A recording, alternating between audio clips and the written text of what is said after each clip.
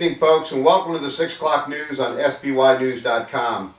Look, I want to get right into a big topic here that caught my eye last night on 60 Minutes and has just totally gained my attention, and I hope it gains yours. And we're going to talk about the not only home foreclosures, but people who are just simply walking away from their mortgage who can afford their monthly payments. It's very interesting to me. I talked about this at least 2 years ago, if not further than that, about different celebrities, mainly people in the West Coast that were smart enough to turn around and just say, you know what? I mortgaged this house for $2 million, or I mortgaged it for $500,000. The property value has dropped 50%, 60%, 70%. So, you know, why continue to make a mortgage payment on something that you relied on professionals? You agreed to hire different appraisers.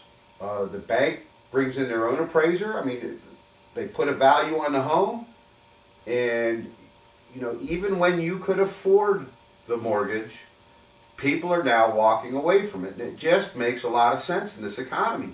You know, what's the point? One of the guys on the show, and we do have a link on Salisbury News, one of the points was, you can afford it, why pay it if the values drop so much? But above and beyond that, you could move across the street in a house very similar to yours, if not identical, flipped in a different floor plan, whatever it may be, and pay a third, a quarter in a rental fee than you are in a current mortgage. So why in your right mind would you turn around and continue to pay a mortgage on a property that will never, probably ever come back? And I'm going to go a little further and take the risk of sharing some more information that I personally feel. You know, today in different phone conversations, people are saying, Joe, do you think the economy is going to come back? Well, ultimately, the economy, I think, is going to change. I think lifestyles are going to change. You know, we can't continue to watch these groceries skyrocketing in price, and if not staying close, if not a little higher, but yet the package is a third smaller. People aren't going to take this for very long. And what I really want to reflect back on is this. You know, you need to step back in history and look at how America was run many years ago, where we'd be at wars within our own land.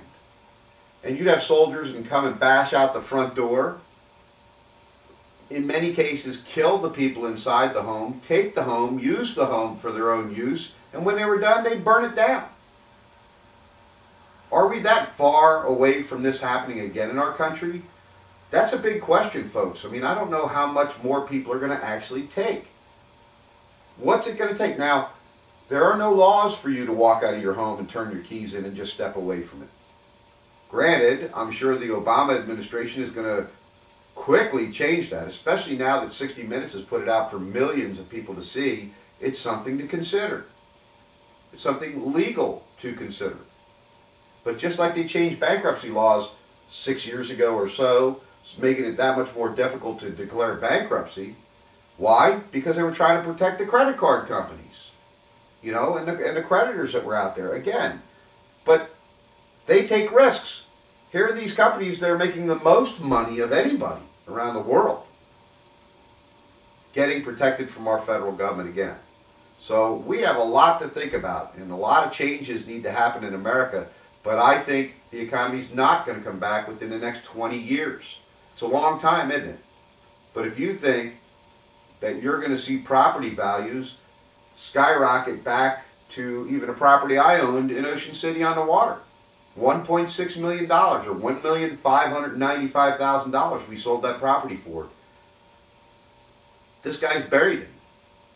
There's just no way he can get that money back, you know, but it is what it is. What are you going to do? You know, that property right now, probably worth $700,000, if that. You know, so you need to think about it. Those are bigger numbers, mind you. You know, but you go into Nithsdale and you look at Nithsdale, I mean, there are foreclosures happening all over the place in these affluent neighborhoods. You know, it doesn't make the people who own the homes bad people. But the bottom line is, the smart move to consider today, do you stay or do you go? And that's what my post is saying. Do I stay or do I go? And look at that on Salisbury News. Watch the 60 Minutes program that we provided up there for you, and come back and tell us what you think. But I do not believe the economy is going to come back within the next 20 years. Just not going to happen. We've watched it fail with Clinton, with the dot-com companies, the Y2K BS, all the way through Bush and his fiascos, and now into Obama. Is it Obama's fault? No. He inherited all the troubles, just like Jim Ireton did in Salisbury. But he knew what he was stepping into, and he had to have a game plan to get us out of it. It just doesn't look like that game plan's working very well. Think about that, folks. Great to see you. We appreciate you being here. Again, we appreciate all your support with everybody, and I thank you so much for coming. We'll see you on Wednesday. Have a good evening, folks.